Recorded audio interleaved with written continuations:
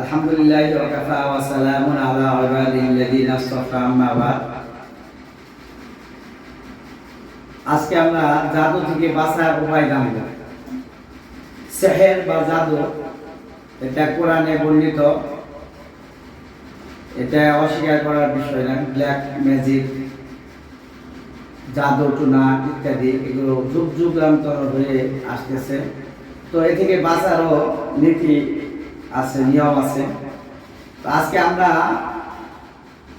জাদু থেকে কিভাবে বাঁচা যায় এ ব্যাপারে আমরা আজকে আলোচনা করব। এখানে দুইটা ভাগ। একটা হলো জাদুগ্রস্ত হওয়ার আগে আমি যেন জাদুগ্রস্ত না হই এর জন্য তিনটা আমল আছে।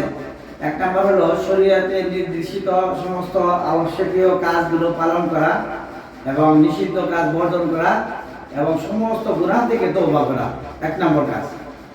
দুই নম্বর হলো বেশি বেশি কোরআনের পাঠ করা, কোরআন তেলাওয়াত করা, যাতে একজন ব্যক্তি প্রতিদিন কোরআনের কিছু অংশ অন্তত সূরা ইয়াসিন হোক বা সূরা ওয়াকিয়া হোক বা আমলের সূরাই হোক না কেন, প্রত্যেক যেন একটু তেলাওয়াতের অংশ থাকে।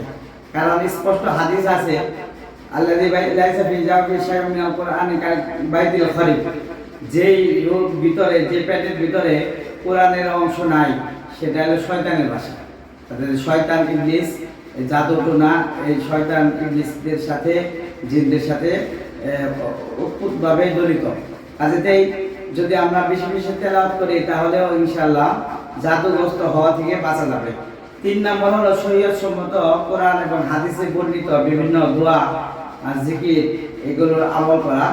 এর মধ্যে সর্বপ্রথম যে আলোচনাটা আছে রাসূল সাল্লাল্লাহু আলাইহি ওয়াসাল্লামের তিরমিজি শরীফ এবং আবু দাউদ ইবনে মাজাহ এবং অন্যান্য হাদিসের কিতাবে স্পষ্ট আছে যে কেউ যদি সকাল সন্ধ্যা তিনবার এই দোয়া পড়ে তাহলে যাবতীয় বিষয় থেকে সে মাহফুজ থাকবে, সংরক্ষিত থাকবে।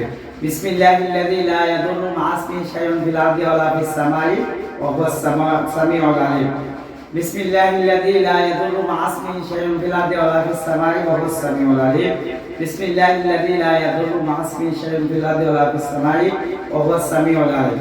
এর অর্থ হলো যে আমি ওই মহান সত্তা আল্লাহ তাআলার নামে শুরু করছি, যিনি যার নামের ওসিলায় আসমান এবং জমিনে কেউ ক্ষতি করতে পারে না।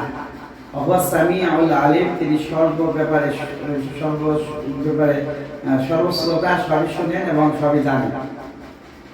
দুই নম্বর আমল হলো প্রতিদিন নামাজের পরে এবং ঘুমের আগে এবং সকাল বিকাল আয়াতুল কুরসি পড়া। আর আয়াতুল কুরসি পড়লে জাদু টোনা থেকে মাহফুজ থাকা যায়।